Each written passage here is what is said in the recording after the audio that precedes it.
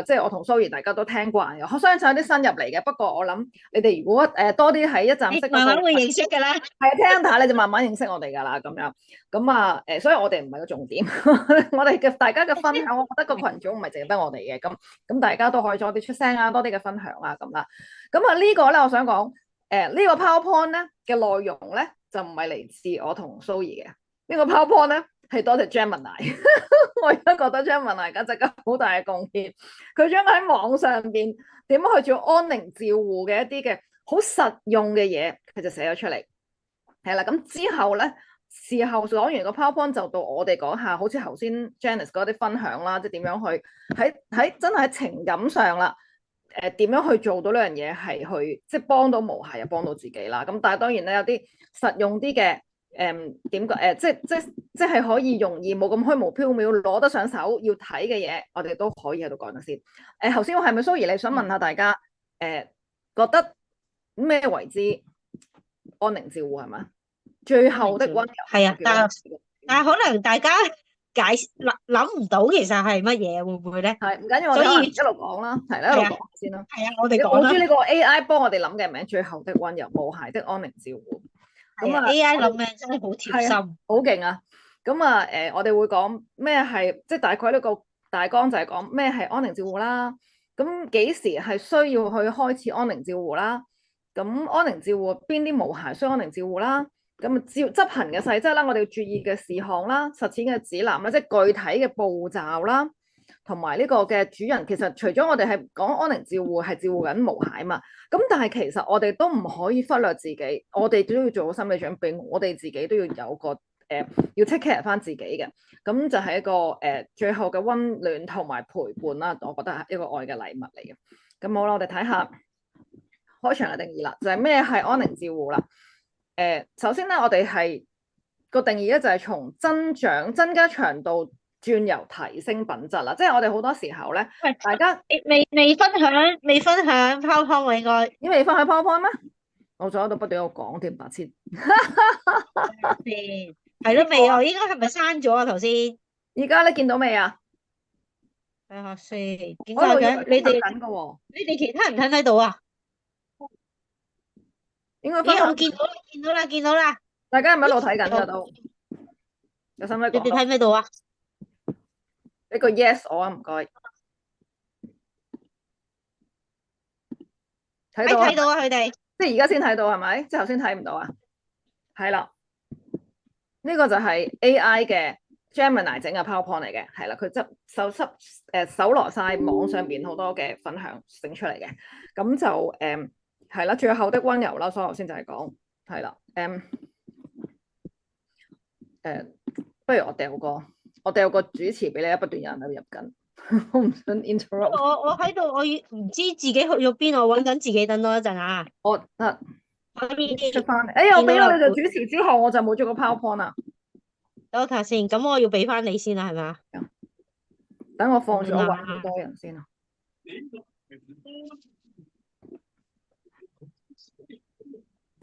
啲人冇俾名，我俾翻個主持你先，等啊，等你。你可以 search 我個名。呢次係好得，俾翻我之後，我就開翻搵佢多個。你要較量，搵佢多個主持人。我搵佢多個啦，咁跟住咧就輪到我俾翻你，跟住你就可以幫我批人，因為如果我一路講咗路啲名係咁彈出嚟。好啊。得，跟住我分享。好，咁我批住先。我見到有人叫 Tara 嘅。跟住咧，係一開就見到。好啦，最後的溫柔啦，呢個就係 Gemini 嘅俾我哋嘅 topic 啦。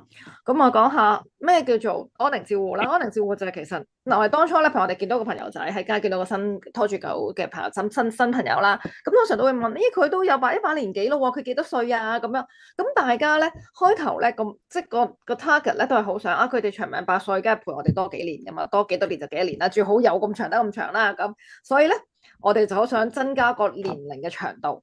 但係咧，到某一啲某一啲時段啦，去到某個階段嘅時候咧，我哋就唔再去強求去增加佢個生命嘅長度，而係轉為咧提升個生活嘅品質啦。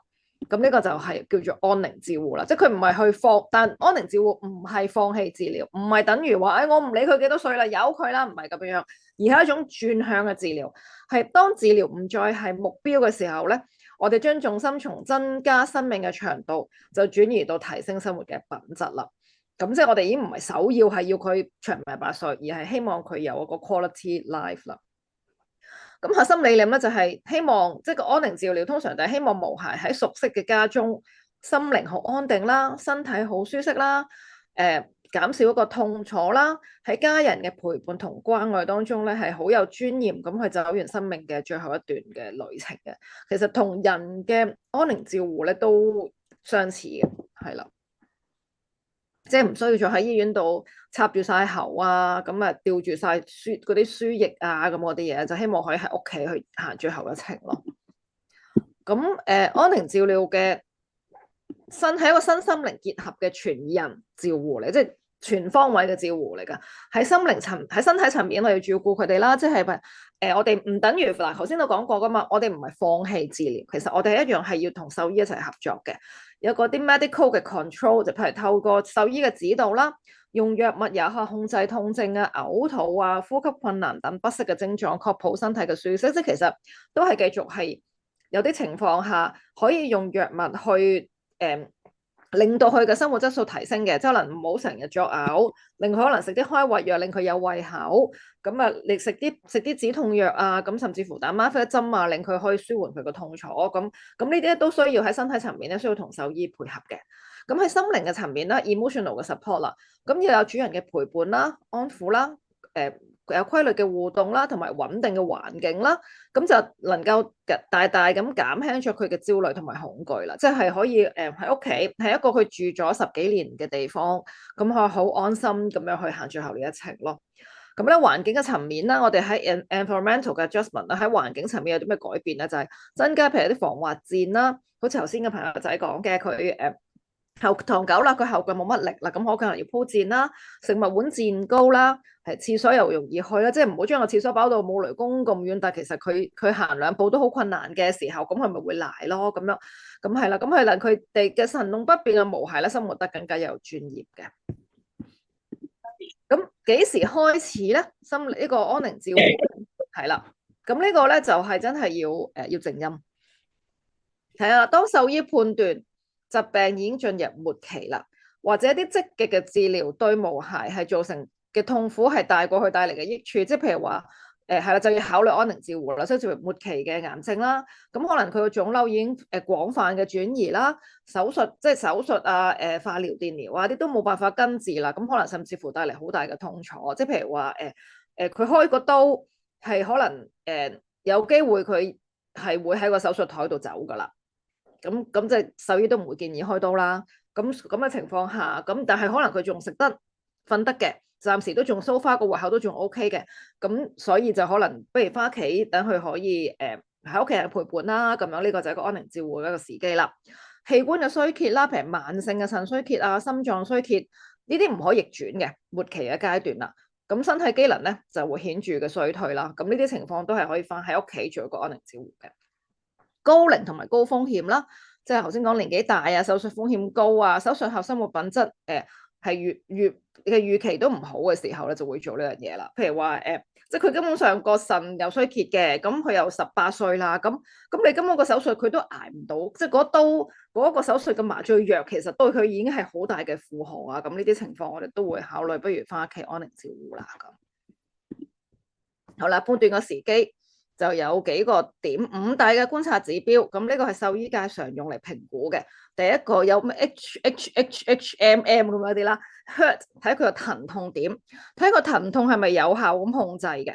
即係如果佢係密切留意佢冇異常嘅叫聲啦、身體嘅拱背啦、弓起個背啦，對輕微嘅碰撞過度敏感呢啲行為反應。咁如果佢係有一啲嘅痛楚，而佢係可以有效地獸醫可以開藥啊，或者係用針劑啊，各樣嘢可以控制到嘅，咁係咪可以翻屋企食住藥控制咯？因為如果你情痛到都藥物都冇用嘅時候，你仲帶佢翻屋企，咁真係好大嘅折磨嚟㗎。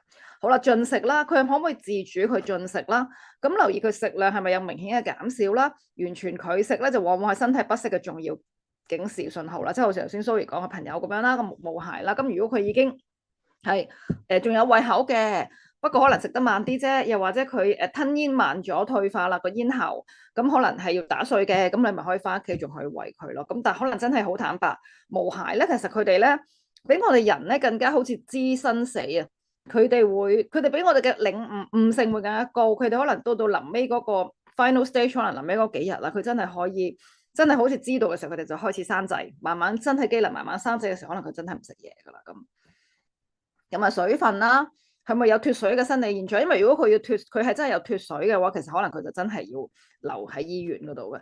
咁睇下佢搣起佢彈性啦，即係佢皮膚搣起嘅時候會唔會好快又即係有個彈性彈翻落去啦？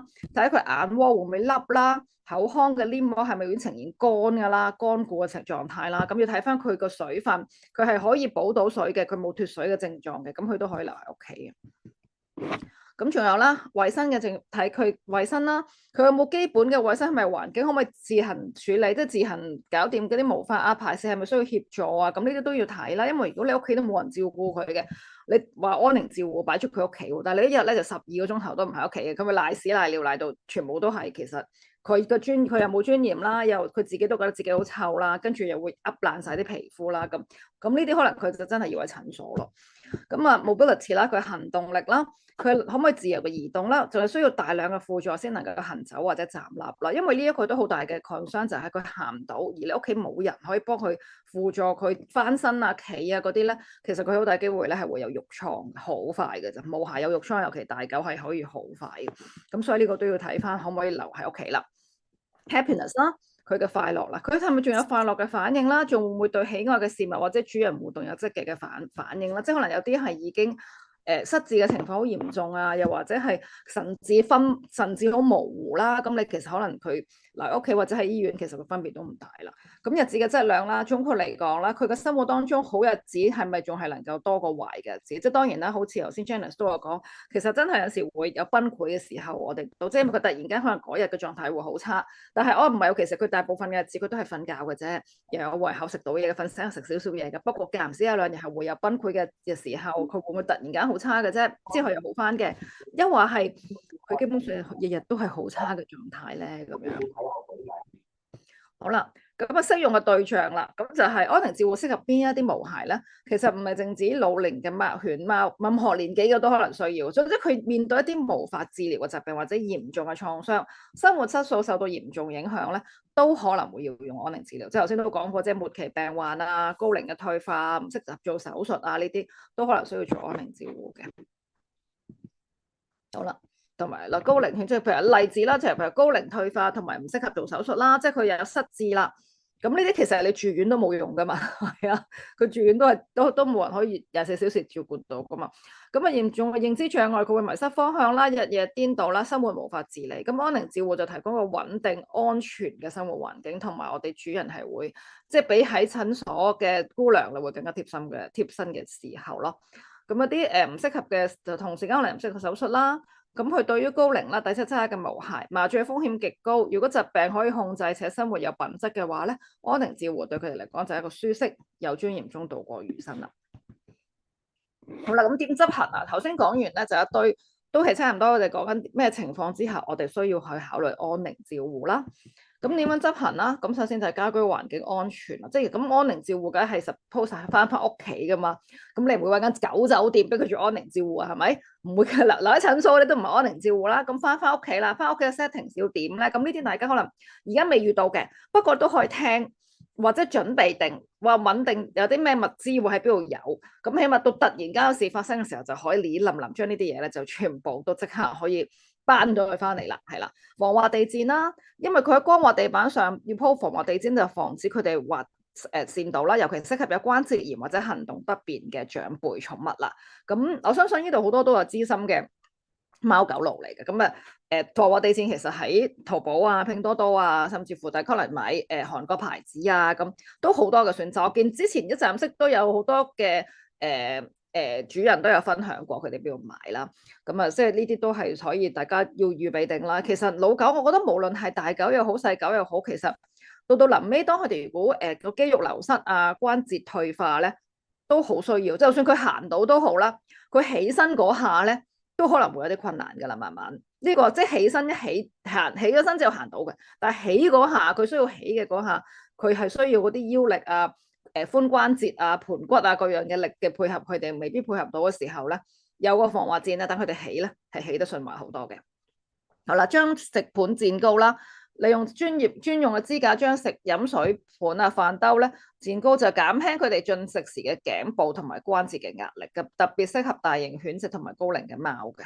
咁等佢哋唔使揼低，因為腳長嘅狗咧，即係高身大隻嘅狗，佢哋一食嘢，如果你個兜喺地下，佢就彎到緊要啦。咁其實佢哋膊頭嗰啲肩頸呢啲位置，其實好多都會有關節痛啊、關節炎啦。咁你就長期咁樣彎低咧，其實對佢哋嚟講咧，都會食一餐飯都好吃力㗎會。咁升高啲咧，就會等佢冇咁容易嗰啲關節咁不適啦。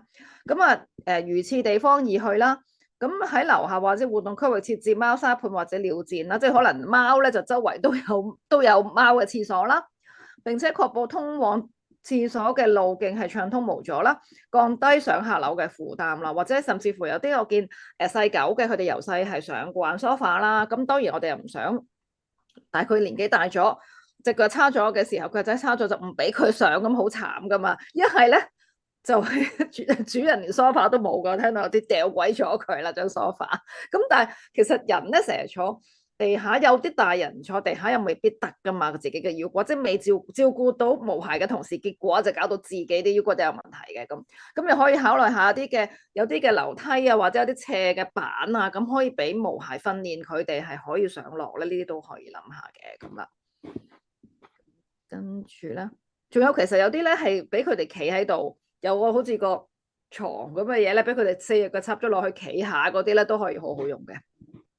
好啦，執行嘅細節啦，情緒穩定同埋觀感嘅支持，係最緊要係令到佢哋唔好咁大嘅波動嘅情緒，減少環境嘅刺激，保持環境安靜，避免突然嘅噪音干擾。適度拉上窗簾柔和嘅強光，柔化強光，為毛孩營造一個溫馨寧靜嘅休息同埋活動空間。係啦，即係盡量唔好突然間喺佢隔離嘭咁樣，因為其實佢哋有機會咧連老毛孩咧瞓好多㗎，同埋佢哋瞓得好冧。即係我都試過翻到入屋咧，阿卡瑪都唔知我翻咗嚟㗎。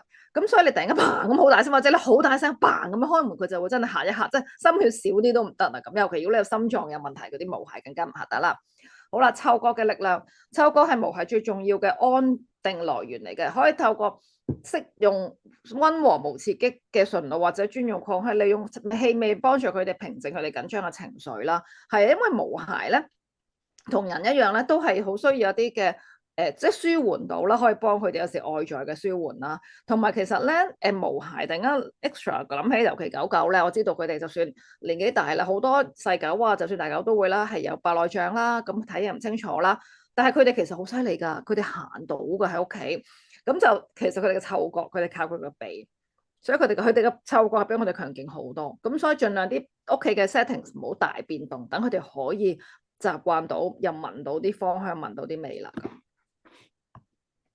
好啦，保持清潔乾燥啦。對於有失禁情況嘅毛孩咧，要及時換尿墊啦，或者清洗被污染嘅毛髮同皮膚，保持身體嘅清潔乾燥，預防皮膚病同埋褥瘡。呢個都頭先都有講過，即係尤其行唔到嗰啲咧，你要幫佢去處理大小便啦，係啦，咁要換得密啦啲嘢。輔助理毛啦，因為毛髮自行理毛咧，尤其講嗰啲貓咧，佢哋中意舐啊啲毛噶嘛，主人係需要每日咧用柔軟嘅梳咧，就幫佢哋梳理毛髮啦。唔止係保持清潔，仲有一種極好嘅安撫同埋親密嘅互動嚟嘅，係啦，幫佢哋梳毛啦。好啦，仲有呢啲步驟啦，咁實踐嘅指南，我講完呢一堆之後，咁點咧就係其實最好咧就係首先要建立一個照護嘅團隊，就係同信任嘅獸醫建立緊密嘅合作啦。一齊確立呢個照護嘅目標啦，咁即係我諗你都要揾一個同你一個理念好似嘅獸醫啦，因為有部分嘅獸醫可能咧好 aggressive 嘅。咩叫為之 aggressive 咧？佢哋乜都係手術做乜都做嘅。咁但係如果你話我唔係，我其實係好想即係我唔想佢捱呢一刀啦。講真，做完18歲做個手術，大佬點好啊？手術後都好慘啦咁樣。咁或者有啲咧就甚至乎咧係口腔癌都叫你做呢個手術割咗佢，因為早知喺某啲傳統嘅獸醫個角度，所有嘅癌症都要割嘅咁樣，或者你幾多歲都係要割嘅咁。咁但係割完之後，可能個口咧就冇咗半邊嘴啊，跟住個傷口有好多口水啊，咁你點好咧？咁樣咁你可能你未必係贊成呢樣嘢嘅。咁可能你到時就要睇下你個同你個獸醫要傾啦，即係可能你覺得你個獸醫係有得傾嘅，咁可以配合到嘅，咁你咪可以即係越穩定一個可以配合到啱 channel 嘅獸醫先啦。咁就可以將來就可以確立一個照護嘅目標啦，同埋同家人有充分嘅溝通啦，達成共識啦，明確咁去照護分工，等照護過程咧更加有序。因為其實真係好難係一個人去做晒所有嘅嘢㗎，即係尤其係有啲係需要你成日要喺屋企嘅，咁你出唔到街嘅，咁你可能要你嘅另一半幫你買飯啦，係咪？如果唔係你即係你自己都餓死啦，日日食公仔麵咩唔通咁樣？咁所以最簡單嘅嘢都可能係真係要。大家互相去配合咯，同屋企人係啦。尤其如果你全家都要翻工嘅，咁就大家真係可能要編定個間表啦。到時係啦，同埋大家有唔同嘅分工，即係除咗個時間之餘，就大家有唔同 expertise 咯，即係唔同嘅專長啦。阿媽就負責按摩，阿爸就負責佢嘅 diet，睇佢食咩嘢，跟住阿仔咧就負責佢嘅屎屎尿尿，咁樣大家就負責傾好晒個專長啦。疼痛同埋症狀嘅管理啦。係啦，實踐嘅時候遵從獸醫叮囑嘅及準時食藥啦，細心觀察佢哋嘅表情行為變化啦，譬如有異常嘅靜卧啊、眼神放空啦，同埋及時咧就同獸醫係feedback 翻嘅。咁啊，制定好日子清單，呢個幾得意，我覺得列出無懈最愛嘅活動，譬如佢好中意曬太陽啦、食零食啦、兜風啦咁樣。咁喺有限嘅時間裏邊咧，就盡量每日咧都充滿咗少少嘅幸福量，點即係每日都做少少開心嘅嘢，就唔好成日都俾佢喺度瞓。佢都係中意瞓覺㗎啦。咁其實又未必㗎，可能咧你見到佢瞓，其實但係你推佢出去咧，你攞個手推車推佢出去，佢又可能瞓瞓下又會好開心，望到啲陽光可以笑下咁，即係安寧照護喺屋企，但係唔代表24小時都要匿喺屋企咁慘啦咁。好啦，仲有咧就係營養同陪伴啦，營養同水分啦。係意願優先，點為之意願優先？當佢哋進食困難嘅時候，請放下營養均衡嘅兩個執念，即係話死都要去食南瓜啊咁樣。其實佢好唔中意食嘅，其實不嬲都咁，但係咁就放下呢樣嘢啦。只要佢願意食、想食嘅，都應該要俾佢食啦。適度嘅違禁品係能夠刺激食慾，帶嚟快樂嘅，係啦，即係可能有啲佢其實咧，我每次食叉燒咧，佢都特別好興奮㗎嘛，俾少少佢試下咯。咁陪伴同對話啦，保持一切如常，保持規律嘅作息同埋日常嘅互動，等佢感到安心，即係唔好突然間好多嘢嘅變動。即使佢冇辦法回應啦，但係只要繼續同佢講嘢，佢話俾佢知你好錫佢㗎。咁你把聲啦、你嘅氣味啦、你嘅體溫啦，都係佢熟悉嘅位置嚟，即係佢。你有你喺身邊同佢講下嘢，摸下佢、拍下佢咧，其實對佢嚟講咧已經係好大好大嘅安樂㗎啦。即係雖然佢未必佢一刻佢未必行到，或者成日都好似好攰咁，但係有你陪咧，佢就好安心咯。好啦，亦都係啦，主人嘅心理準備啦，面對離世同埋道別啦，安寧照護嘅對象咧，我哋其實要照顧嘅唔淨止係毛孩啊，都包括咗身心疲憊嘅。身心俱疲嘅主人啦，照顧者嘅心理健康同樣重要，仲要係需要被看見同埋關懷嘅，所以咧係要自己都要去 manage 下，即係要去 take care 翻下自己啦，咁樣啦，又或者係要去講出口咯，真係有啲嘢，喂我唔掂啦，真係好辛苦啦，咁要同屋企人或者同身邊嘅朋友講咯，係啦，允許悲傷嘅預知，喺毛孩仲喺身邊嘅時候咧。其實咧，你都開始會感到傷心啦、或焦慮啦，同埋不捨。呢個係完全正常，記得呢樣嘢係好正常嘅。大家唔好抑壓呢啲情緒，即係可能有啲時候咧，未必係個個明白。可能翻工咧，同事就狗啫嘛、貓啫嘛咁樣。其實咧，你可以唔需要理呢啲人講嘢。其實對於你哋嚟講，覺得都係我哋嘅親人嚟㗎。係啦，允許自己去感受我哋嗰個情緒，積極嘅尋求家人、朋友或者支持團體嘅傾聽同埋幫助咯，即係同一啲理解到你嘅人傾偈，明白嘅同頻嘅就傾偈，唔同頻嘅就唔講多句都無謂啦。即係知道明知道啊，佢可能都冇毛孩嘅，就算佢又唔認同呢樣嘢嘅，又唔認同覺得有咩咁慘啫，咁嗰啲我就寧願唔同佢講咯，係啦，就揾翻啲同頻嘅朋友一齊傾偈啦。要信㗎呢個時候真係。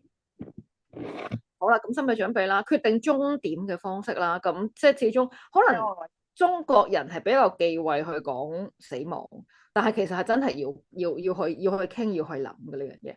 呢個安寧照護最艱難嘅部分，面對無暇嘅離別，因為其實佢都係我哋嘅親人，即係等於我哋嘅親人嘅過世，我哋需要喺愛同埋責任當中去討論佢究竟係自然往生啦，定係安樂死？呢兩個係一個好沉重嘅話題嚟嘅。咁啊，如果係自然往生，我哋就陪伴到最後啦。等無暇喺熟悉嘅屋企啦，喺家人溫暖嘅陪伴之下，自然走到盡頭。呢個係對生命嘅尊重啦，亦都係需要主人具備強大嘅心理承受力同細心嘅照顧。因為行到最後其實唔容易，因為真係最後嘅過程當中嗰啲照顧，可能佢開始會失禁啊，冇胃口啊，會悲鳴啊，夜晚會唔瞓覺啊，嗰樣嘢其實尤其要翻工嘅時候咧，其實做主人咧真係會崩潰。所以呢個係其實如果大家係真係陪無孩行到最後嘅話咧，都好想俾大家一個鼓勵，就其實你哋已經好犀利，好強大。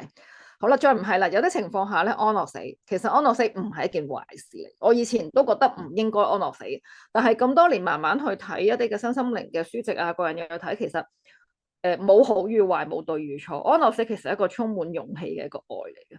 當病痛無法去舒緩，生活品質極差嘅時候咧，其實由獸醫實施嘅人道無痛嘅離世方式嚟嘅。呢個唔係放棄，而係唔忍見佢受苦，充滿咗愛同勇氣嘅一個決定嚟嘅。即係唔係下下都係嗰啲可能瞓住覺離開咁樣啦。咁有啲嘅疾病可能真係會。去到臨尾，佢係會極大嘅痛苦。其實咧，我覺得如果我哋又有安樂死，即係又唔使錢嘅安樂死，即係唔需要飛去瑞士嗰啲，其實可以教安樂死咧，係幾好。我覺得無暇有得教安樂死咧，而家人大咗咧係知，反而係一個福分嚟嘅。即係我哋睇住，我睇住爸爸走，即係佢臨走嗰段階段，其實日日去陪佢都覺得好慘，想死又死唔到，但係無孩竟然可以有呢個選擇，我覺得原來其實係一個真係一個充滿勇氣嘅愛咯，係咯。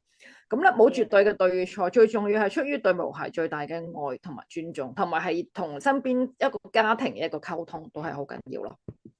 安樂死呢度都想補充少少，因為啱啱唔知尋日我係睇到有個獸醫出咗個 post 啦，咁咧佢就關於，因為都幾多人係就嚟走或者未走到，都好中意揾動物傳心啦。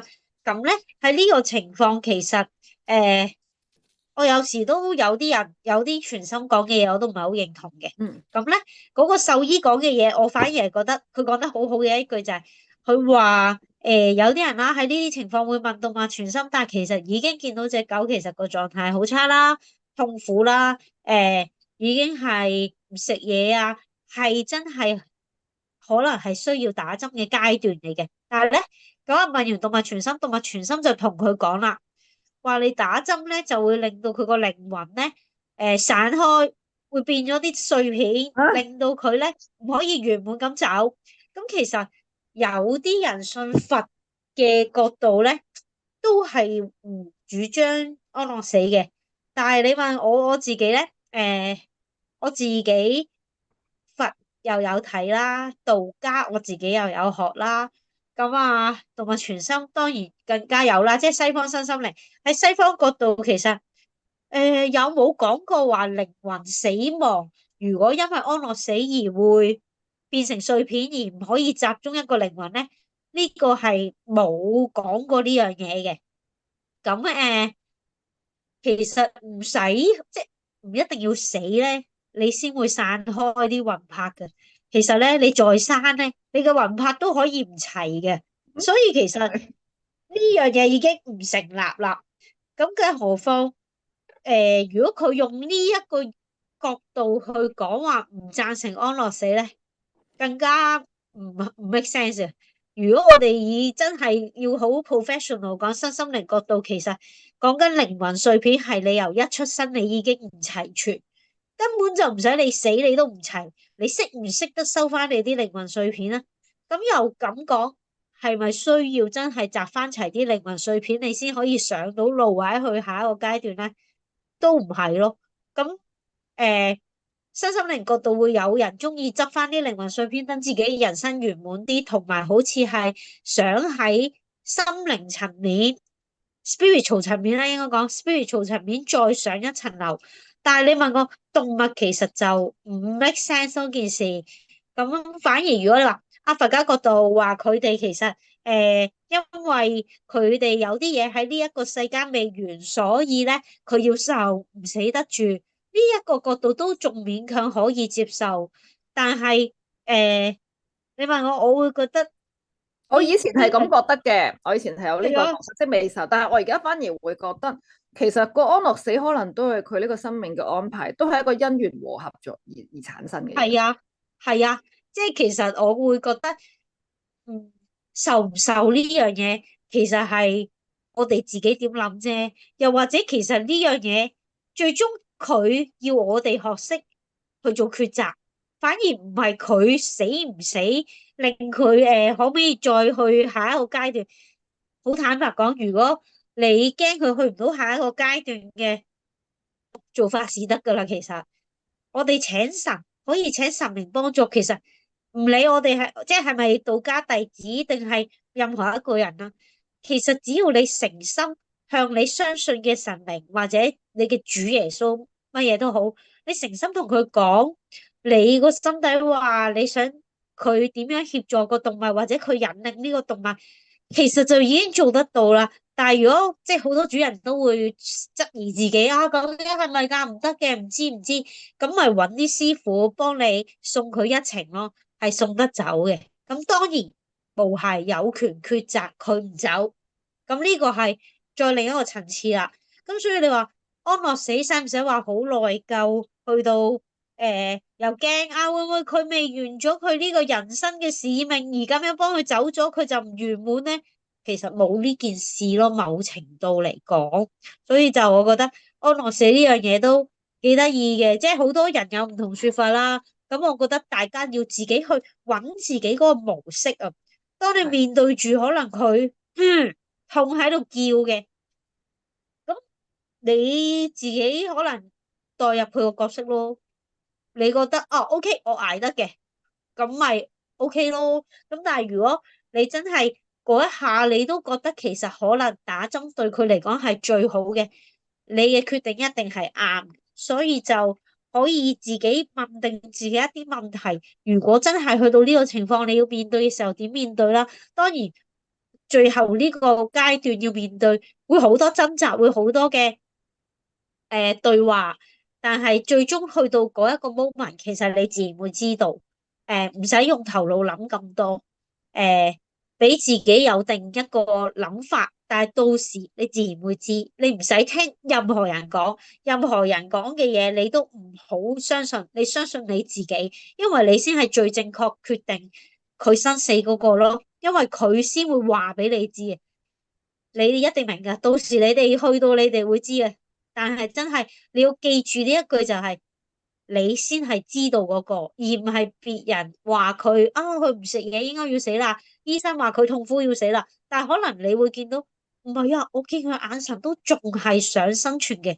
你知道噶，到嗰一刻你會明白係咪要落呢個決定咯。所以自己緊守自己嗰個宗旨咯。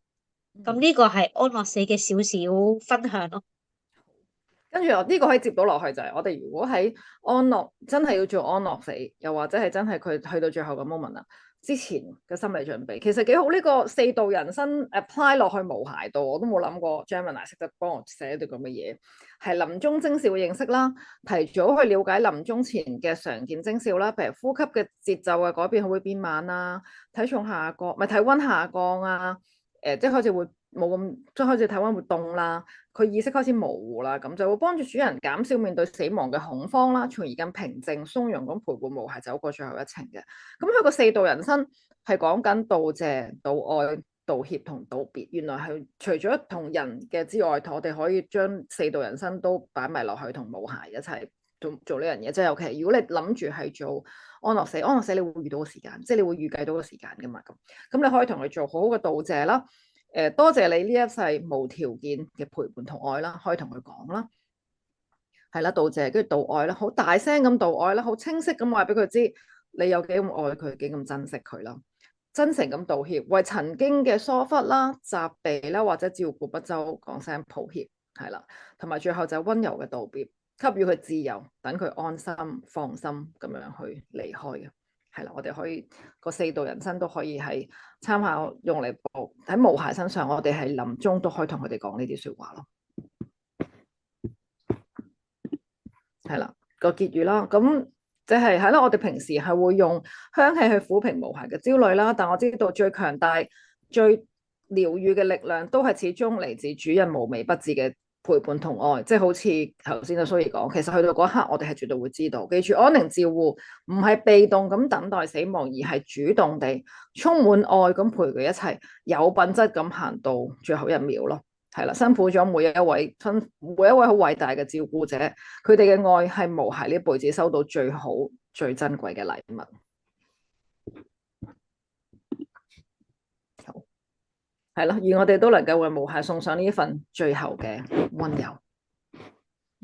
好，呢個就係個 PowerPoint 啦。你幫我結束咗，係咪我可以結束㗎？停止分享得啦。你咁結束，得係啊，停止啦。你分享下你嘅 Kitty，其實照顧得最多係 cancer，所以其實你問我，佢對於安寧照顧佢真係你好有經驗，而佢咧同我啱啱相反，佢係一個可以全職照顧嘅人啦，而我就係要翻工嘅人，咁我覺得可以有兩邊嘅唔同嘅分享，大家都可以諗下自己點樣平衡自己啲時間各樣嘢咯。咁我哋可以聽下 Kitty 點樣，即係好似喂面對 cancer，你點睇咧？而家因為都幾多人，其實因為都有人同我講阿思思隻眼都有個腫瘤噶嘛。不過但係我睇翻相咧，我2年前發現嘅時候佢隻眼突出嚟噶，而家佢正常翻噶。咁當然而家佢係盲咗嘅嗰隻眼，但係佢而家正常翻個眼壓啊嗰樣嘢咧，冇再個眼球突出啦。咁反而我自己覺得係即係未必 exactly 真係要做切除咯，咁但係當然會有無數嘅人會去 challenge 你你其實而家仲可以做噶喎，點解你唔做啫？你做咗可能佢會有更長命噶喎，你做咗佢可能會更加好喎，咁而家佢好唔好咩？我又唔覺得佢而家好唔好啊，咁所以你面對哇幾隻都係 cancer，其實你嗰時點照顧嘅咧？唔講咯，唔講咯。唔同人哋講，唔答人哋嘢，唔見人。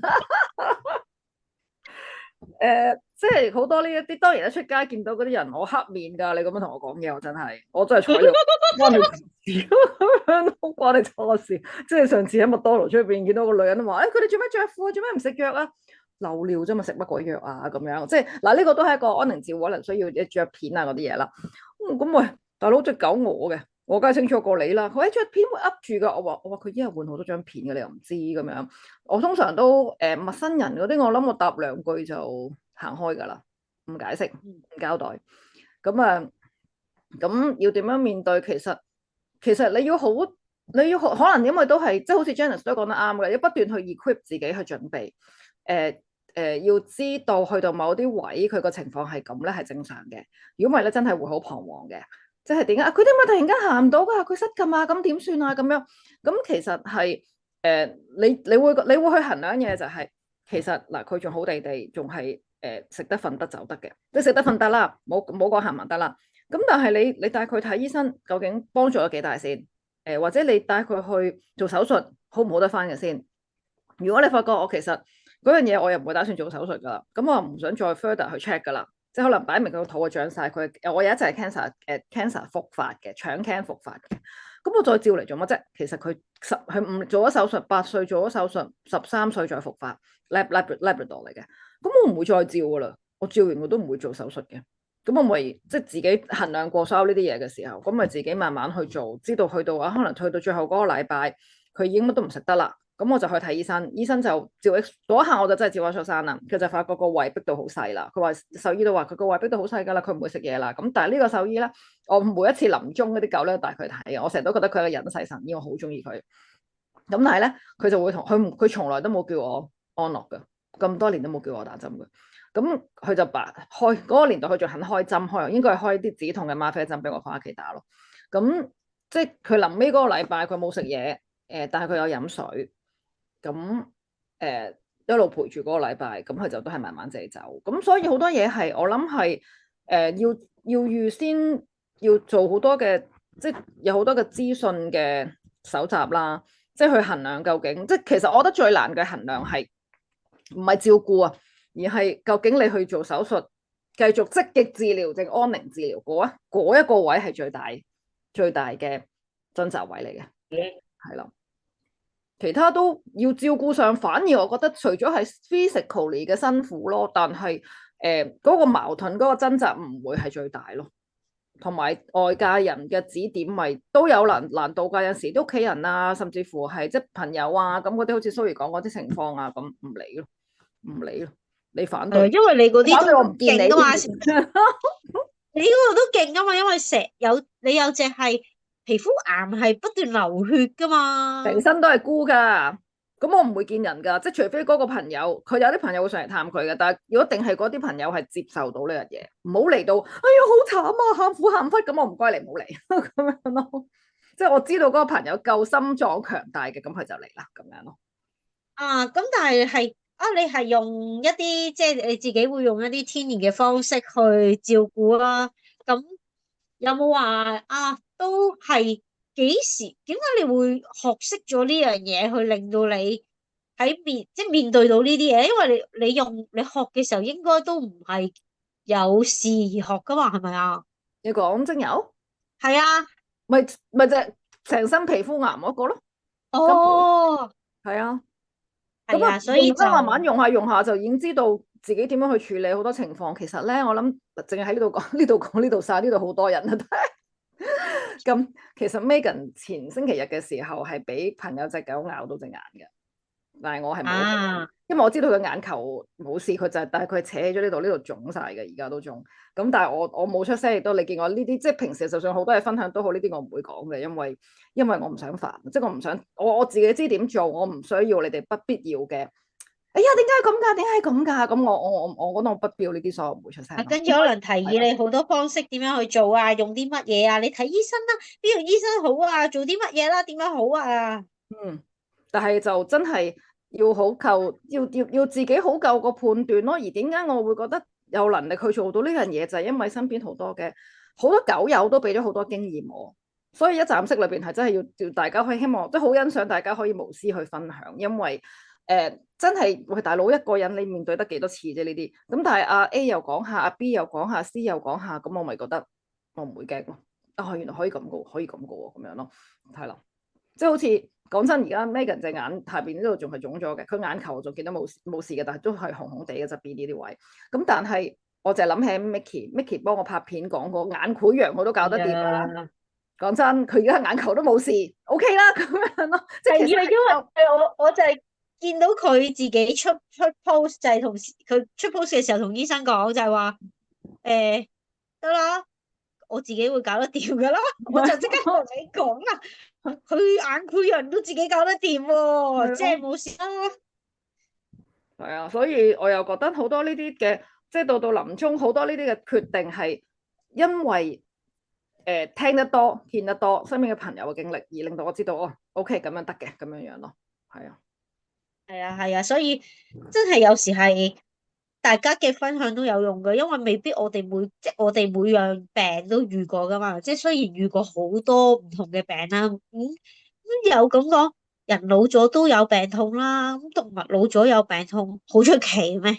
你諗住佢唔會病咁走都好難啦，人都好難啦。咁只係佢走之前嘅日子係點樣咧？即係好似而家，我都 keep 住安寧照護咗好耐，成日諗住唞下都走咗之後，你都未停過。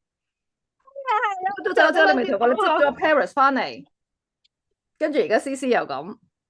係我嗰時諗住，咪啊肥都之後係黑妹啊，但係嗰時都冇諗過咁短時間。因為冇諗過嘅，咁但係咧嗰時黑妹就係因為佢都喺村10幾年啦，咁佢行路搖下搖下，咁我都好擔心佢有一日，即係我大約估到佢都係神經系統問題噶啦，我都好擔心佢一日死喺條街或者唔知匿埋咗喺邊，可能跌埋咗一邊餓死啊或者點樣嘅時候，咁我就立咗佢翻屋企咯。咁我都冇諗過一翻屋企安寧照顧噶。不過佢就佢快嘅，但係嗰時都係真係嗰一下判斷咯，因為佢年紀大，咁其實正常食得瞓得咯。但係佢突然之間有一日我收工翻到屋企，佢就笪咗喺度，不斷氣喘，不斷氣喘。咁當啲動物一氣喘得好緊要啦，呼吸好急促啦，你要有個覺知，知道佢呢一下有問題啦。咁我嗰下即刻都，咁我好好彩啦，我就即係都問咗我獸醫朋友，喂，佢呢個情況啊，我俾咗片佢睇點樣啊？佢話你即刻出去24啦，因為我嗰時10點啊，佢話你即刻出去24小時獸醫啦，跟住即刻出去啦。咁啊，照到佢個肚有個腫瘤爆咗，出緊血。咁其實嗰一下咧，喺獸醫診所，佢都有問嘅，佢都有問你繼唔繼續去治療。如果係，佢話你轉去太平道啦，佢唔夠儀器，因為佢話始終大狗啦，佢冇咁大個氧氣箱啦，跟住佢啲儀器又唔夠大醫院勁啦。咁佢話如果你真係諗住做治療嘅，你就過去啦。咁啊，又好坦白。我大約知佢咩情況，同埋我知道啲診所嗰個診金有幾貴，咁大筆數我未必負擔得起，好坦白。咁跟住六位啦，數字啊，你喺咁樣一定六位數，係啊，一定6位數字，同埋你入一晚6位數字，可能聽日就死咗啦。係啊，係啊，六位數咁啊。呢間診所都好嘅，咁嗰所以係啊，時我就我你話齋六位數唔等於好翻，係啊，可能得咁2成機會好翻添咋。係啊，咁你出緊血，你大約知道其實出緊血，腫瘤已經出緊血，即係爆咗。你有咩方法咧？而且佢唔係後生，咁啊佢又咁多年都喺街，佢個 situation 或者身體狀況其實一定唔係好噶啦。咁跟住獸醫診所嗰邊就問我，咁照唔照 ultrasound 睇下佢入邊出血嘅位置啊，各樣嘢。咁我都覺得照啦，起碼我知道咩事，望下都好。咁喺手術台照嘅時候，其實佢都已經差唔多即係好辛苦啦。咁啊，獸醫都有好好啊，佢真係，佢都話其實佢應該差唔多要走噶啦。咁佢即刻叫我入去啦。咁啊，見到佢都氣喘得好辛苦啦。醫生都有問嘅，佢話你打唔打針俾佢走啊？定係你等佢咁樣誒痛住走啊？嗰下我都好快嘅。其實嗰下因為我唔係主人啊，佢有主人嘅。咁啊，但係我叫做幫佢照顧咧，因為主人拎唔到翻屋企啦。咁我都禮貌地知會個主人佢個情況，但係佢哋都好好，就係交咗個決定權俾我。我話咁如果係咁，我想佢舒服走，我唔想佢痛住喺手術台度走。咁打咗支針，其實佢好平靜嘅。咁我陪住佢，獸醫一齊陪住佢，大家係等佢好似瞓着覺咁啊，係慢慢停嘅個心臟。所以唔係一樣好可怕嘅事嚟嘅，反而係嗰一下你要知道你想唔想佢繼續辛苦落去咯。咁我跟住之後就 Paris 啦，Paris 又係執翻嚟嘅。本身我成日都話肥嘟嘟之後要唞下，因為肥嘟嘟係隻嗰時未瘦之前咧，佢係50幾磅嘅唐狗。咁啊，去到佢17歲嘅時候，佢行唔到啦後腳。咁我住3樓嘅。咁啊，識我嘅知我矮啦，細細粒啦，我得1.5幾嘅。咁我隻狗50幾磅，咁啊一半嘅我嘅體重啦。咁我每一日抱佢上落啦，係好辛苦嘅，好坦白。跟住到夜晚佢瞓唔到覺，會點床點隻啦。跟住行唔到嘅時候，咁你有啲軟墊好好嘅，佢隔尿噶。咁啊，我要翻工，咁我都盡量係真係翻工，用最快嘅速度翻屋企啦。咁啊唔會周圍去啦，放工。星期六日真係放假先會可能抽時間去出街食飯啦。如果唔係平日你好趕噶嘛，咁所以真係個時間上啦。嗰日翻到屋企，佢瞓咗喺嗰啲墊度咧，咁當然一定喐嚟喐去啦。咁啊翻到嚟有時都屙咗屎嘅。咁好似頭先 Janice 話齋，好多時你都情緒可以好穩定，但係咧當夜晚佢有失智，最慘就係夜晚佢唔瞓覺，點床點隻行嚟行去喺度。咦呀呀，咁就好辛苦啦。咁有時我都會發脾氣噶，我都會鬧噶。咁但係你鬧完又會內疚啊。其實係主人嗰個心理狀態啊，因為你第二日唔夠精神翻工，你個人就好攰。咁跟住你夜晚翻嚟又要再照顧，咁所以其實喺嗰段時間係之後其實都會自責嘅。佢走咗之後，即係就算我嗰時咧照顧肥嘟嘟嘅時候，已經識音叉啦，識靈氣啦，識精油啦，按摩我而家學咗未啦？咁啊，但係都已經叫做有幾樣嘢係舒緩啦。咁係佢會舒服啲嘅。佢個狀況，佢最後佢都唔使食止痛藥嗰啲。咁啊，佢好食得嘢，佢就算行唔到咧，佢都食得嘢。我要用匙羹餵嘅，因為好似鱷魚咁嘅，佢真係會食我隻手指嘅。咁啊，會咬你流血啦。咁啊，所以去到最後一個禮拜，佢真係唔食嘢啊。咁我都有諗過，究竟需唔需要俾佢走咧打針？因為你覺得佢唔食嘢好似好慘啦，好似餓死走啦。好多人成日講，哎呀，佢餓住咁走，好陰功喎，好冇陰功喎，餓住咁走。但係其實我望住佢又見到佢好舒服喎，即係佢係好似瞓喺度，24小時，可能佢都瞓足20個鐘噶啦。佢會間唔時擘大眼望你兩眼，水同食物佢自己都自動斷啦。某程度我覺得佢可能係佢都未係真係個心情 ready 到走，咁佢唯有佢個身體要 shut down 啊，咁所以佢用呢一個模式俾自己 shut down，唔食嘢，飲水可能每日飲好細支針筒，咁啊一個禮拜到佢自己真係有一日就瞓住走咯，咁啊冇痛苦咁走嘅，最終都係。咁但係可能有啲人就會覺得個過程辛苦，但係我覺得嗰個過程反而嗰個禮拜佢係最平靜，因為平時佢夜晚瞓唔到覺，但係嗰個禮拜反而你見到佢準備走之前，佢係唔食唔飲，淨係瞓，不斷瞓。反而我覺得呢個係一個安詳嘅先兆咯。咁啊，真係好辛苦，因為好重。但係佢走嘅時候我都幾出奇，我以為善終公司磅錯，佢又幫我慳錢喎。佢走嘅時候得翻10K。係啊，水啊，肉都冇晒啊，個人咁，因為一路開始消瘦啦，咁佢個頭入邊上邊有個腫瘤腫咗出嚟嘅，咁啊，我又用唔同嘅方式去同佢做治療啦，咁啊，但係其實唔痛噶喎，不過嗰嚿嘢會發大，但係有一日又會突然之間甩咗出嚟，跟住又生過，其實你好明顯知道係一啲腫瘤嘅癌細胞，因為係好核突嘅，咁啊諗住唔照顧，跟住到而家 CC 啦，咁其實去到而家 CC。反而可能真係經歷咗好多個嘅安寧照料啦，咁到 CC 反而係真係最，即係你會個心情最睇得開咯，係啊，有時你唔係日晚晚佢都咁如意嘅，佢應該就失智唔嚴重嘅，但係佢會半夜起身要飲水，半夜起身可能想屙尿，或者可能個冷氣唔夠凍，你要好平時要好細心觀察到佢一啲嘅狀況，你再去分析翻究竟其實佢嗰下佢想點樣咯？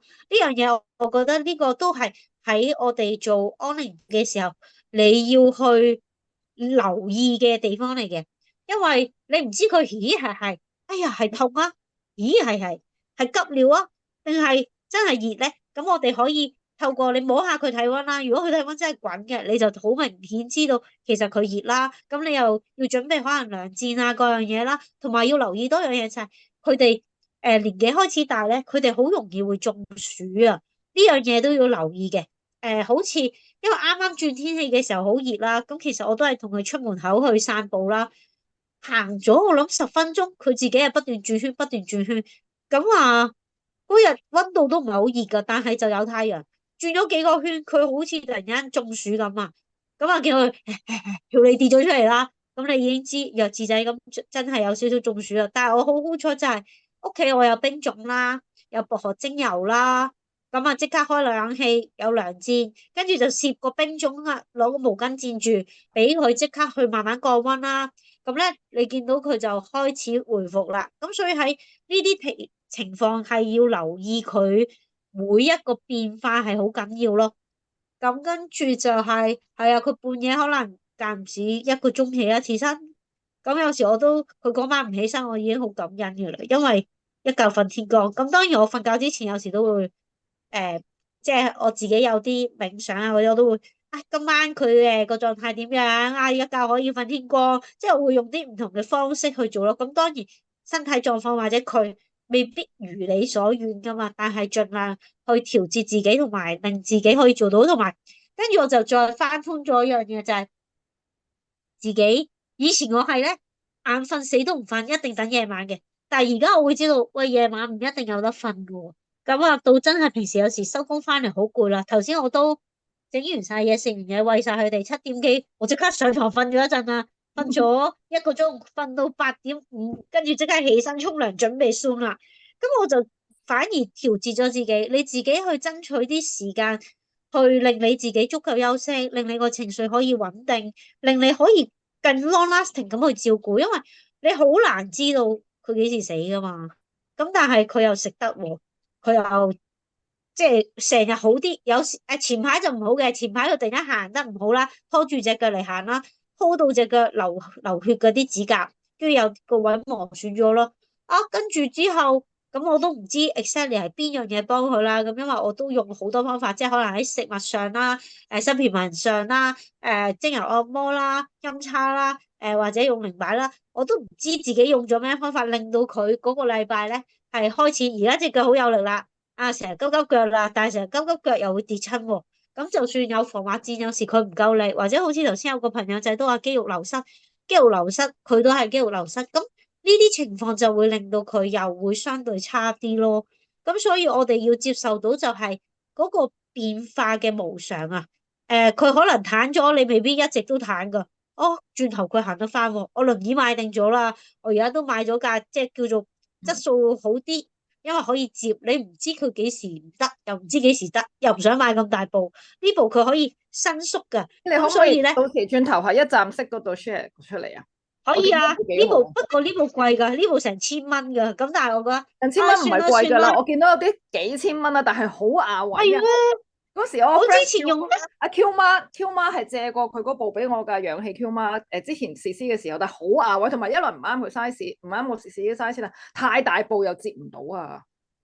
係啊，之前我用接唔到嗰隻咧，嗰隻幾嚿水啫喎，但係咧我屋企啲牆啊各樣嘢全部撞到花晒，跟住而家呢部好嘅係佢可以調節啊，因為我唔知我 exactly 有時你知度完啲嘢咧都唔準噶嘛，你知唔係隻隻狗啲比例都咁完美，啲腳長啊身長係啱啱 fit 到啲嗰啲嘢噶，佢好就係好在咧嗰部輪椅係長短可以校，肥瘦可以校。超正啊！佢係有粒滴滴咯，咁好輕身。唯一嘅就係輕身得滯，佢好似唔覺得自己坐緊輪椅，成日孭住架輪椅爬上張床度。咁有時咪反車咯。咁你始終真係即係孭住架輪椅噶嘛？咁佢行得好快。touch wood 就反車嘅經驗係佢喺屋企有一級，佢飛出個花園嘅話咧就反車啦。嗯，係啊。如果唔係咧，同埋騎住架車上床，咁就反車。佢個床其實都係床褥嚟嘅啫，我係嗰啲三節床褥，但係咁你都有一級咯。咁樣佢夾硬騎上去咧，咪反咯。如果唔係嗰架車輕身得嚟咧，唔會反咯。咁我覺得呢架都幾好啊，因為係啦，我哋如果養大狗咧，我哋就好怕佢行唔到嘅，呢樣係最怕嘅。咁我都成日會睇好多嘅工具咯，因為始終。我自己一個人啦，咁我又咁細粒啦，我咪好大隻嗰啲啦。咁你養咁大隻狗，你根本就唔靠工具，你好多嘢係幫唔到佢。你起身又難啦，扶佢出街又難啦。咁所以我會成日研究，可能啲輔助帶啦，瞓嘅床墊啦，跟住有時我會諗嗰時佢行得唔好咧，我喺屋企都會有另一件嘅輔助衣俾佢着嘅。咁嗰個咧牌子專係出俾老狗嘅。但係冬天好啲，而家夏天唔得，我都轉翻用翻狗帶啦。嗰個係你覺得好似着住件 T 恤仔好舒服嘅，柔軟啲嘅，咁所以我就揀咗一啲貨屋企都會用得舒服嘅嘢咯。咁呢啲都係我覺得係我哋要做準備嘅地方咯，即係好似頭先 PowerPoint 嗰度都講咗有啲乜嘢準備啊，防滑墊啦，我而家睇緊圍欄，因為有時佢周圍撞，咁我都會驚有一日即係咁，始終要翻工啦。好坦白，你唔做嘢，你食屎咩？咁跟住我就睇緊啲圍欄，可能如果佢真係會叉落去嘅話，佢又平衡得唔好，咁你冇理由由佢屋企冇人喺度跌嚟跌去噶嘛。咁如果你有圍欄，咁咪安全啲咯。咁但係即係你要去衡量你自己個動物其實需要啲乜嘢，你要預早去準備咯。因為你知淘寶寄嚟快都要2、3日啦。你喺香港買，好坦白唔係唔想喺香港買，但係香港根本就冇冇咁多呢啲嘢，係啊，揾唔到。即所以 係你就算 Megan 嗰架你想出去買，戰車你都揾唔到。係啊，Megan 即係試試嗰架戰車咧，而家 Megan 用緊啦，都係我有2部㗎。因為佢突然間如果一部跪低咗，我要逃都要時間㗎，所以咩都要穩定先，我覺得真係。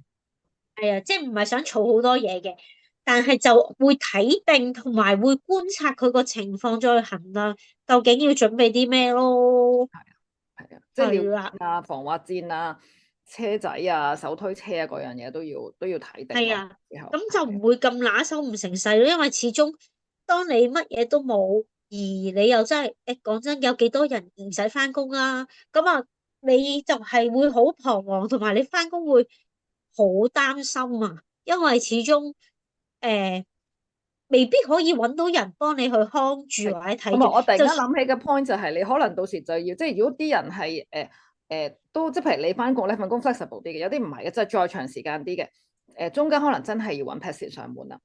係啊，嗰啲要啊，係啦，真係你哋要係啊，揾，又要物色定下冇啲咩附近有啲咩 pet sitter 啊，咁即係有 reliable 可以 handle 到行唔到嘅老狗啊之類嘅，咁都要揾。係啊，係啊，係啊，因為你唔係普通一個 pet sit 可以 manage 到咯，或者佢要真係有足夠嘅養狗經驗咯，係啊，咁會好啲咯。係啊，如果唔係太長時間，有時都係好難嘅，即係都明白啊呢樣嘢。係啊。係啦，咁啊，心理上有冇？難過，即係我係會好明點解啲人會，即係好似頭先講話，即係照顧到啦，即係有啲時候你喂肥嘟嘟嗰陣時候啦，其實 Emma 嘅時候我都有鬧佢，因為佢都係失智啊，佢都係咧朝早就瞓，夜晚就醒，你好難，你啲有啲朋友話你朝早晏晝冇俾佢瞓啊，我係喺屋企噶，但係問題係佢要瞓嘅話，你係阻止唔到佢瞓嘅，係啊，熬得醒佢嘅，如果佢晏晝要瞓嘅話，冇可能醒到嘅，所以係。到我嘗試過㗎，譬如我食完飯，夜晚飯食完咧，佢可能8點幾想瞓。我嘗試過想跟佢嘅作息時間，因為我預咗佢8點幾9點瞓咧，佢應該到12點，我想瞓嘅時候佢就醒㗎啦。但係我真係瞓唔到咧，係啊， 9點瞓啊咁樣，咁就真係晚晚就同埋佢又會狼叫喎，我又驚佢嘈到周圍咧啲人投訴喎，咁所以嗰下都真係幾 frustrated，都幾敏㗎個人係會，即係好明喂，如果第日仲要翻工，我真係癲啊崩潰，真係會崩潰啊，係啊。所以有時我開頭嘅即係經歷過之後，都會好明點解有啲主人會選擇真係要安樂死咯。係啊，係啊，係啊，所以呢個我覺得冇對係啊，錯，最緊要係你同屋企人即係有共識傾好咗，究竟佢去到咩地步嘅時候，我哋就要做呢個決定咧，咁樣即係要傾咯。係啊，係啊，自己可能要 set 咗一啲自己個最終嗰條線咯，我覺得都係。係啊，係啊，因為即係始終太多人太多意見啦，即係有時我放狗都好無聊啊，有啲人即係有啲人三九唔識七行過，哎呀好慘啊！哎，我心諗你仲慘啦，你講佢好慘啊，你喺度整緊嘢，即係有啲可能係冇，我又唔可以用冇乜知識，即係有啲掃地阿姨好搞笑，佢會同你講，哎你真係好啊，你對佢咁好，你咁有愛心，我心諗唔係我唔係心諗，我直接話吓應份噶喎。我直接答佢應份喎，唔通你老咗你唔理佢啊？我話冇得揀嘅喎，你一定要照顧嘅喎，因為佢係你屋企人嚟噶嘛。係啊，跟住佢話唔係人人會咁噶嘛，吓唔係人人會咁啊？我話咁啊，祝福佢老咗，佢啲仔女都唔好撇低佢咯。我話不過有報應嘅呢個世界。我話如果嗰個人咁樣咧，佢一定有報應嘅。跟住個阿姨就話。人點同咧？我話一樣嘅啫，可能仲衰添啊！跟住冇嘢講，咁事實係嘛？你一隻狗你養到老，唔通你唔理咩？喂，你冇得唔理噶，呢個係你基本責任嚟噶喎。係啊，你肯講咁多，通常我已經黑咗面，跟住走咗，一句都啤思思行得太慢啦，佢拉唔到佢走。因為係我有試過有人，走有試過有人就見住 Megan 推住架車，我推住 Megan 行，跟住佢話：哎呀，佢好慘啊，佢真係可憐啊！跟住我心諗，佢轉頭就自己落車自己行路，神蹟啊，可能就係以為走咗我直走到我走咗啦。可能佢而家陣間先至係行，係行，佢都唔係行，佢都唔係行唔到，不過係佢你媽慢啊。咪行唔到啫嘛，咁啦，就話佢好慘。係啦係啦，因為行太多，有時係驚佢隻腳仔負荷太重，咁跟住係啊，佢自己，佢哋唔會理噶，佢哋死行爛行，你俾幾耐佢都行到死為止嘅。咁你之後佢會攰到死啊嘛，咁所以呢啲都係我哋要自己去衡量佢個身體狀況，究竟俾佢行幾多啦，或者點樣去照顧，其實真係除咗你係主人，其實冇人知嘅。所以觀察，我覺得第一點就係你要觀察啦，第二樣就係你要自己有定心理準備啦，跟住第三樣就係你要準備定佢有機會需要用啲乜嘢，可能你要 research 定啦，即係就算你唔係買定，你都要 research 定有個概念啊。如果佢呢個情況嘅話，佢應該要準備啲乜俾佢咧，咁就要 plan 定呢啲嘢。咁你就會個人會定啲，同埋你會知道點樣去面對呢件事情咯。係，同埋係啦，咁啊大致情係咁。緒嘅支援咯，因為真係我試詩嗰時，我咪成日半夜出 post 咯，因為我寫嘢對我嚟講係一個抒發嚟噶嘛，即係凌晨2、3點出 post，因為佢又嘈醒咗我啦，佢到嘈醒咗我，我攬住咗佢，佢肯瞓啦，但係我醒晒啦咁樣，咁我咪啊會啊，係啊，我將半夜喺特度睇別夜晚書。先多感受啊，係咪啊？係啊，咪夜晚出下 post 啊，睇下書啊，咁樣咯，即係搵啲嘢點都要抒發下咯。我真係佢1個鐘頭就叫醒我一次，咁冇辦法啦，咁我咪真係坐喺度做下嘢咯。係啊，怨佢都冇辦法噶，怨佢都冇用噶，咁係啊，係啊，我哋都所以就係啊，即係同埋都俾大家知道，即係可以嘅咪可以喺度群組度傾下偈啊，講多啲啊，分享多啲啊，咁等大家都即係聽多啲唔同嘅經驗嘅時候咧，就冇咁彷徨咯。哦係啊，都真係噶，因為我哋群組其實好多勁人收匿埋噶，大家都唔出聲嘅咋，係係啊，有冇啲咩好扮勁人想分享啊？有冇人都想分享下？肯定話自己唔勁一個都，跟住匿埋，有冇不知幾啲渣人多有想分經驗享下？嘅。有冇啲渣人想分享下？有冇人都係經歷過一真啲可係唔容易，能年老所以嘅時候？我話照顧埋試詩之後，試詩係一隻，因為我之前嗰啲我都做過工人姐姐，試詩係真係冇工人姐姐下，我要自己搞，所以你見我之後而家都係得2個女，唔會再三思啊，要再諗真係要三思，因為最後嗰段時間係好攰，mentally、係 physically 啊，好攰，係啊，即係出街我都望住個 cam，因為佢老。其實佢一來佢有抽筋，應該有腦瘤啦，跟住咁食住藥都仲 OK 嘅，佢其實唔係好嚴重嘅抽筋嘅，但係佢會揾我咯，佢會一發現醒咗，佢就會狂吠咯，發醒咗冇人佢就會狂嗯，吠咯，咁所以就我就算出去我就冇咁焦慮咯，我就係啊，就要好少睇 睇 cam cam，嘅。係啊，嗰時就咩都盡量喺屋企啊，或者去到邊都要帶住佢咯。係，我就冇咁焦慮嘅人嚟嘅。不過當你翻到屋企就會好忙咯，因為佢行嚟行去，你又要顧佢會唔會跌親啦。有時佢又頭側側啊，個頭重重啊，周圍撞啊。所以佢今晚算好好就係佢而家瞓緊覺。咁我轉頭要同佢出去再散步，屙多次尿啦。跟住啊，希望祝我好運啦，祝我好運，今晚有冇覺瞓啦。咁啊。係啊，所以其實有時我都話，唉，我成日同 Kitty 講，唔好個個禮拜開鬆啦。好攰啊，有時就係你都會攰啊，係啊，但係好啊，咁啊，隔個禮拜咯，有時搵唔同嘅人分享下，咁啊，我可以一路做，即係可能同佢做治療啊，同佢wing job 啊呢樣嗰樣嘅時候，咁咪可以即係都可以 balance 到咯。好就好在我哋呢度就多人咯，咁可以搵唔同嘅人幫下手啦。咁啊，如果再有啲大家都有人想幫手分享嘅，可以出聲嘅。係啊，冇乜特別嘢需要特別嘅專長噶，純感受分享嘅都得噶。係啊，係啊，個個都養咁耐狗，照顧過咁多動物，喂，有啲可能仲有啲好似好犀利。有啲好似專家咁嘅，百科全書咁嘅。總之有啲人，如果你哋有難題喺個群組問啦，有人會走出嚟答你噶，好勁嘅有啲人，係啊，啲專業學識嗰啲先勁啊，嗰啲我就搞唔掂啦。好啦，咁因為今晚係啦，冇其他啦，我哋又咁多咯，預告下啦。係啦，下個係啊，禮拜就應該係到，又終於出場啦。禮拜四禮拜四就 Robin 講，營養師講啦。營養。係啦，捉佢出嚟講咯，唔想講咁多啦，已經。下個禮拜四應該因為我哋要做 PowerPoint 係最攰啊，我覺得都係啊。跟住好在而家有 Gemini 營養，跟住7號就營養，12號就你講咯喎。係啊，到我講動物嘅脈輪咯，同埋點樣去，即係其實動物嘅脈輪同個身體對應有咩相關聯咧？咁呢個都係少講嘅 topic 嚟嘅，所以到時都想分享下啦。希望更多人留意，其實可能係身心健康啦，因為動物都係一樣係會有情緒或者受我哋嘅情緒影響到佢身體嘅問題，所以我會做一場即係講動物脈輪啦。咁啊，跟住再下個禮拜20號就到包 Sir 啦，終於捉到佢嚟幫我哋講啦。我嘅諗 slogan 就係 train the dog, train the owner。幾時要揾 dog trainer 啦？係啊，係啦，係。Chaka 嗰個係12號，我啱啱頭先喺個 page 出咗 po 啊，我陣間晏少少咯，我睇下晏少少綜合翻啲嘢，我哋喺個群組會出翻嘅，咁啊到時置翻頂啦。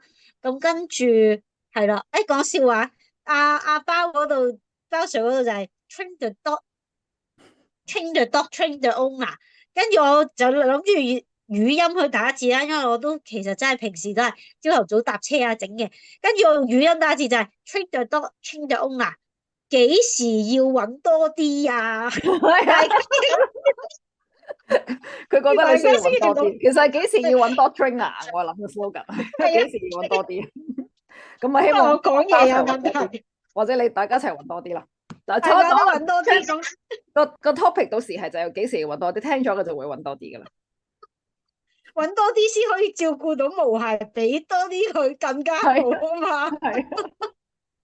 好好笑啊！呢個都係真係純粹搞笑。我驚俾包 Sir 打。Kitty 同我講，因為我今朝做 poster 啦，一路咁啊揾，又係用 AI 做啦，跟住一路出啊，越出越得意。叫話嗰個係啊，我就話隻狗佢出嚟啊，佢出嚟一陣想跳。我就隻狗唔跳你個圈啊，因為包 Sir 就做咗個圈圈咁樣，佢真係嗰隻狗就跳。AI 嗰隻狗就唔幫佢跳，就坐喺度。跟住 Kitty 就講咗句，佢話不如試下包 Sir 跳啦，角色跳轉我叫佢包 Sir 跳啦，好好笑，分享俾大家笑下。係啊，你搵我張圖喺度想睇一睇包 Sir 跳火圈啦。好啦，咁我哋會 update 翻嚟緊個。